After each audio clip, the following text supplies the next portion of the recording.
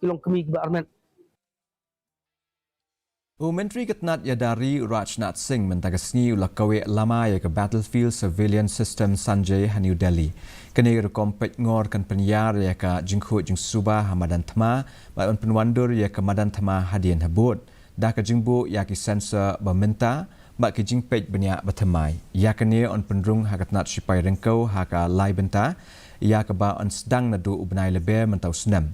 Kajing penbit penbiang ia ke surveillance system Sanjay la lelang dagatnat sipai rengkau bat ke Bharat Electronics Limited.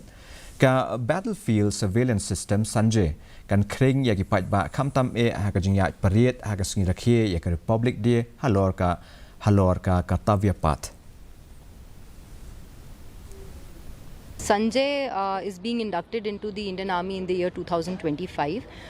This is an automated system which integrates the inputs from all ground and aerial systems in a battlefield. It will carry out some processing them to check if there's any duplication, and then process it to create a common surveillance picture for our commanders.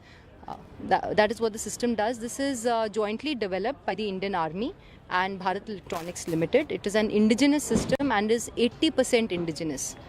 So I think it's a very good step towards Atmanirbhar Bharat.